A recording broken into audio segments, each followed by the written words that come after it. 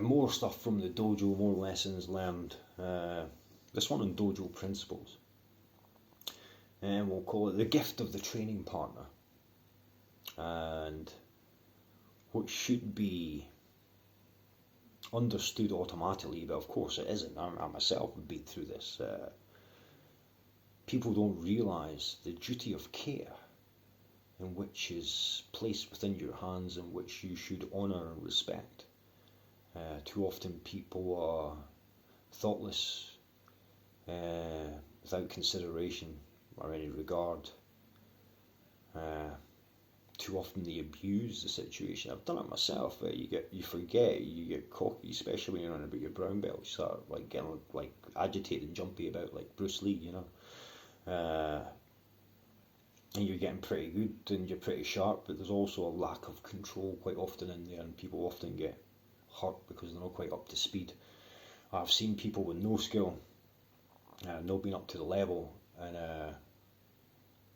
just being handled wrong, not given time to really fully understand what they're getting themselves into and getting themselves hurt.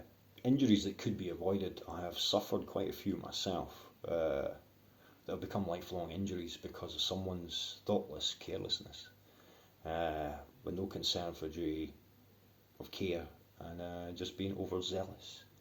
And it's bad behaviour. It is disrespectful, because that person is there the same as you to learn, and they are part of the deal is you willingly offer your body as a training tool to the other person for them to learn.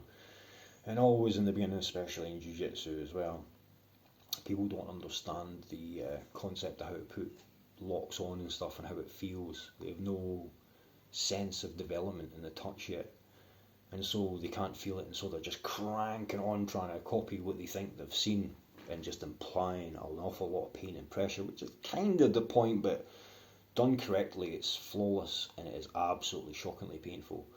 Whereas quite often what people are doing is they're like ratcheting it on and doing it wrong, and people don't know to complain or to tap properly in time to get them to stop, and people often overdo things.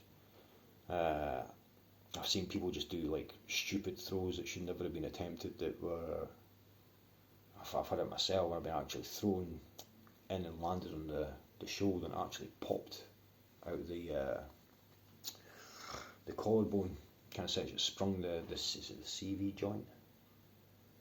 Yeah, it's kind of tendon. And the right way to fix that actually at times is actually if you bind it up, it kind of settles back down. Didn't know that at the time. And didn't get it bound in time, and ended up just having to live with it, and ended up getting cortisone injections in the arm and stuff, which you're not supposed to get more than one or two of those in a lifetime. I think I've had my dosage of, and it didn't really help, to be honest with you. I don't think it did. It was a painful experience and not one I would recommend.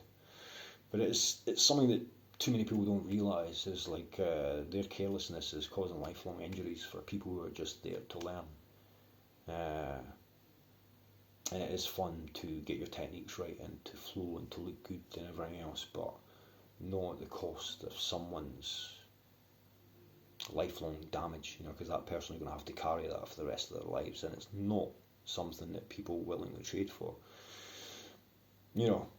What is often just initially maybe a fun experience, they're maybe not completely bitten by the bug yet, which often happens with jiu-jitsu. I found that like surfing, if you got a taste for it and you're really in it, it's like, wow, you're totally addicted to it. And jiu-jitsu seems to do that with a lot of people. You hear more. I've actually seen Hoist Gracie talking about what he's seen in the dojo with Brazilian jiu-jitsu, and it's like people going in and they're fighting really hard with each other and wrestling, and just like people are getting hurt as people are trying to dominate with strength and overpower and everything. It's like, that's not what it's about. It's supposed to be a relaxed, like chess in training, so you're actually learning something from it. A little bit of resistance in place, just so that there's like, okay, I know that I can't really move that, I have to go somewhere else and make something else work. It's not about damaging people, it's not about dominating people. Well, fair enough, in competition and real life fighting, you want to get up to that stage where you're pressure testing your martial arts, but not before a lot of experience and training. And he was saying that it's putting a lot of people off. People are coming in and getting smashed about and going home going, what was the point in that? I've had that within dojos before, black belts in sparring, they're just rattling you and hammering you just because they've got skill and ability. Rather than teaching you anything, they're just punishing you. And I dislike that kind of attitude as well. Everybody's there to learn. If someone's getting out of line, you have the right to bring them into line to let them know. You know, something that used to bother me is that you would never have me in this position in real life. I would rattle your jaw, and you're causing me damage in a situation I'm allowing you to put me in, and you're abusing that. So I used to get kind of ratty about that. I had too much pain. It's painful art, and there's an awful lot that you do learn from the experiencing of the pain, to know how it feels when it goes on correctly, to the point where you actually start getting the sensitivity to understand it when you're applying to other people. And that's the kind of thing that kind of annoyed me as well. You get people who are like, oh, it's really so, it's not even on yet. I've not even put it on yet. Do you know what I mean? And if you're doing the techniques right, they're great, you know what I mean? But I used to get annoyed with like people just like, oh, it's not even on yet, you've just abused me. It's like, you get that kind of, you get people that are great to train with, that are just a pleasure to train with. You learn a great deal from training with them. But you also learn a great deal from dealing with poor training partners as well, how to handle people. So it's, you know, it's a microcosm of the macrocosm of life, you know, where you're interacting with people with social skill development. But it's a physical thing, and it can result in a great deal of damage. There was even a point when I was in China, I'd opened a school. I was teaching jiu-jitsu. I had a couple of students who were like stayed a bit the longest. They were getting pretty good, you know. I'd only graded them to about yellow orange belt or something. I was only like the second or third belts, but they were starting to get pretty good. I poured into them, and they were quite willing and interested in taking up no bad. And there was one point where I can't remember if I was training with somebody else. I was doing something and I was left them training, and they were in some groundwork and we're kind of rolling about, just I don't know, kind of wrestling each other, kind of figuring it out. I hadn't spent too much time on groundwork at this point, maybe bits and pieces. And I don't know quite what happened. Like I said, I didn't see it, but obviously, and I was told about what happened. And one of the students had got hold of the other one's neck, and in the movement they'd went over and he cracked his neck, and the guy was freaked out. Like he was kind of like done, you know, there and then, because it really freaked him out. And it's that due care. It's like, this is what happens. You get into kind of these battles, and you're kind of testing yourself, and it becomes all physical. It doesn't become about the skill. It doesn't become about the technique. It becomes just a physical grudge match, and somebody getting in a position and over stressing with weight and stuff, and somebody ends up getting hurt. It could have actually killed the guy, you know, if it went wrong. A broken neck is a broken neck. If you're going to break a neck, it has to go past the shoulder. It doesn't break until it goes past. But you can put it in a number of positions and put it under strain, where obviously it's going to do damage to the vertebrae in the neck.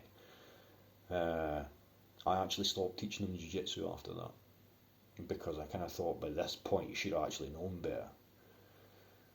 Maybe it was my feeling as a teacher not actually being more focused on them. I kind of thought we got to a point where that wasn't really what I should have known better. You never know quite what's going to happen. You always have to be aware of that. Unfortunately, no one was seriously hurt, but it was a wake-up call for me, and I kind of switched off of that, doing jiu-jitsu with them, and took them up to like stand-up and a bit of mixed martial arts, different aspects of martial arts, which I felt they needed, because neither one of them actually really done much martial arts, and just to take a break from it, because I don't want anybody getting seriously hurt. I've always been hurt. It's part of the process. It's part of the sacrifice you have to give to receive. Such is the way. But the principle is, take care of the people who are lending you their body as a crash test dummy. It is, they have to go to work. They have a life to live. They have families to care for and feed. And just like you know what I mean? You don't want to be carrying that for the rest of your life. One body like a car for life. Every ding it picks up causes the effect and how well it runs in later years, so look after it.